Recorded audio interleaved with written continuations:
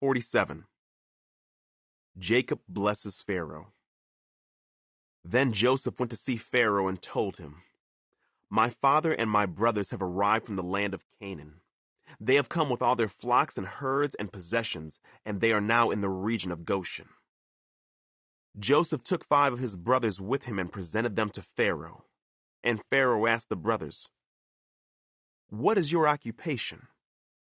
They replied, "We, your servants, are shepherds, just like our ancestors. We have come to live here in Egypt for a while, for there is no pasture for our flocks in Canaan. The famine is very severe there. So please, we request permission to live in the region of Goshen."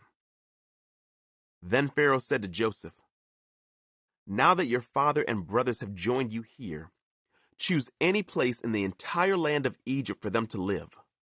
Give them the best land of Egypt. Let them live in the region of Goshen. And if any of them have special skills, put them in charge of my livestock too." Then Joseph brought in his father Jacob and presented him to Pharaoh. And Jacob blessed Pharaoh. "How old are you?" Pharaoh asked him. Jacob replied, "I have traveled this earth for 130 hard years, but my life has been short compared to the lives of my ancestors." Then Jacob blessed Pharaoh again before leaving his court. So Joseph assigned the best land of Egypt, the region of Ramesses, to his father and his brothers, and he settled them there just as Pharaoh had commanded. And Joseph provided food for his father and his brothers in amounts appropriate to the number of their dependents, including the smallest children. Joseph's leadership in the famine. Meanwhile, the famine became so severe that all the food was used up, and people were starving throughout the lands of Egypt and Canaan. By selling grain to the people, Joseph eventually collected all the money in Egypt and Canaan, and he put the money in Pharaoh's treasury. When the people of Egypt and Canaan ran out of money, all the Egyptians came to Joseph.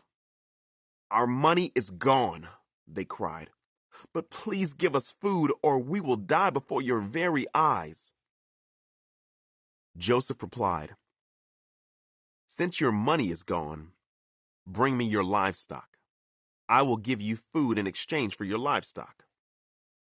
So they brought their livestock to Joseph in exchange for food.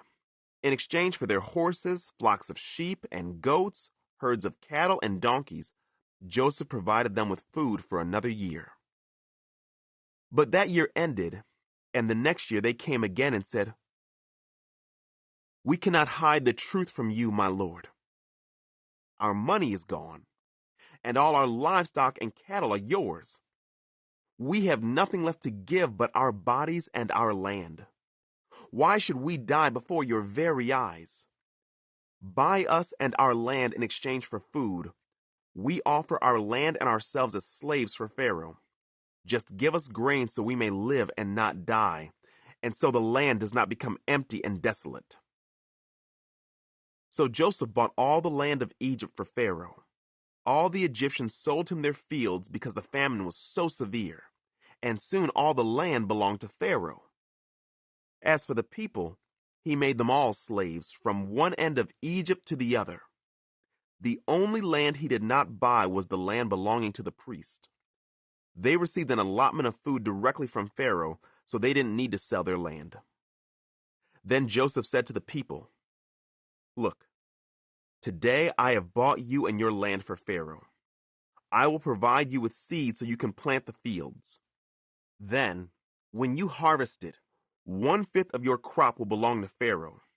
You may keep the remaining 4/5 as seed for your fields and as food for you, your household, and your little ones." "You have saved our lives," they exclaimed. "May it please you, my lord, to let us be Pharaoh's servants." Joseph then issued a decree still in effect in the land of Egypt, that Pharaoh should receive 1/5 of all the crops grown on his land. Only the land belonging to the priest was not given to Pharaoh. Meanwhile, the people of Israel settled in the region of Goshen in Egypt.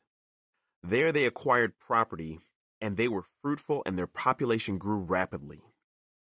Jacob lived for 17 years after his arrival in Egypt, so he lived 147 years in all.